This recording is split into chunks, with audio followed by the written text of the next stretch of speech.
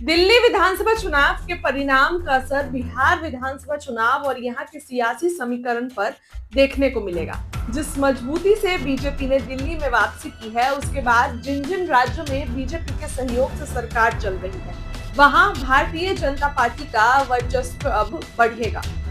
दिल्ली चुनाव का बिहार पे तगड़ा असर होगा। देखिए, 2025 अक्टूबर नवंबर में बिहार विधानसभा चुनाव होना है। इससे पहले सभी बीजेपी की सहयोगी पार्टियां अपनी रणनीति को मजबूत कर रही थी, लेकिन दिल्ली चुनाव परिणाम के बाद बीजेपी अब मोल भाव करने की स्थिति में नहीं रहेगी और यही वजह है कि 2025 के बिहार विधानसभा चुनाव में दिल्ली चुनाव का प्रभाव देखा जाएगा।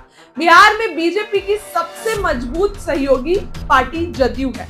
भले ही जदयू के कोटे से मुख्यमंत्री नीतीश कुमार बने हो, लेकिन सच्चाई ये है कि बीजेपी के पास अधिक विधायकों की संख्या है और वह एनडीए में बराबरी का हिस्सा है। दिल्ली विधानसभा चुनाव से पहले जदयू के अंदर ये चर्चा थी कि वे लोकसभा और विधानसभा चुनाव के पुराने फॉर्मूले पर बीजेपी के साथ सीटों का बंटवारा करेंगे, लेकिन दिल्ली के चुनाव परिणामों ने इस दबाव को कम कर दिया।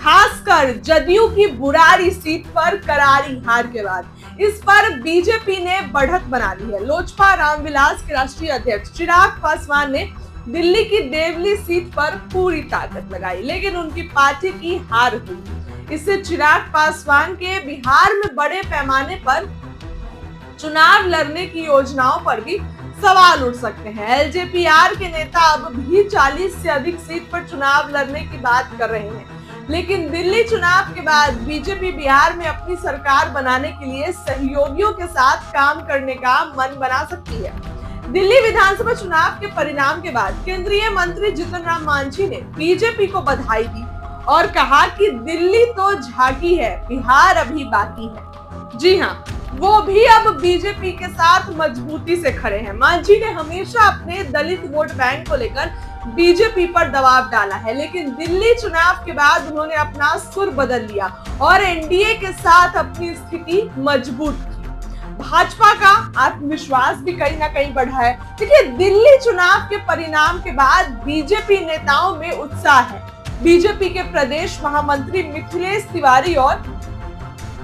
तिवारी ने दिल्ली में जीत पर प्रसन्नता जाहिर की और कहा कि बिहार और पूर्वांचल के लोग बीजेपी के पक्ष में वोट करेंगे। उनका मानना है कि बिहार में एनडीए की सरकार बनेगी और नरेंद्र मोदी की नीतियों पर विश्वास जताया जाएगा।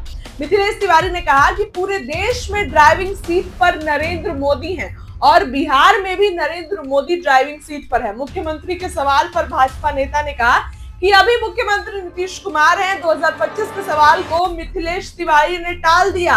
सवाल खड़ा होता है कि क्या बिहार में विधानसभा चुनाव होगा और नतीजे आएंगे तो क्या मुख्यमंत्री नीतीश कुमार रहेंगे? दिल्ली परिणाम के बाद जदयू ने कुछ खास उत्साह नहीं दिखाया है। वजह यह भी है कि जदयू की बुरारी सीट पर करारी हार हुई है, लेकिन जदयू को नीतीश कुमार पर अब भी भरोसा है। जदयू प्रवक्ता है हिमराज राम, उन्होंने कहा कि दिल्ली में एनडीए की बड़ी जीत हुई है और उसी तर्ज पर बिहार में भी हम जीत हासिल करने जा रहे हैं। बिहार में नीतीश कुमार के नेतृत्व में सरकार चल रही है। 2025 का चुनाव भी नीतीश कुमार के नेतृत्व में लड़ा जाएगा और नीतीश कुमार ही मुख्यमंत्री होंगे।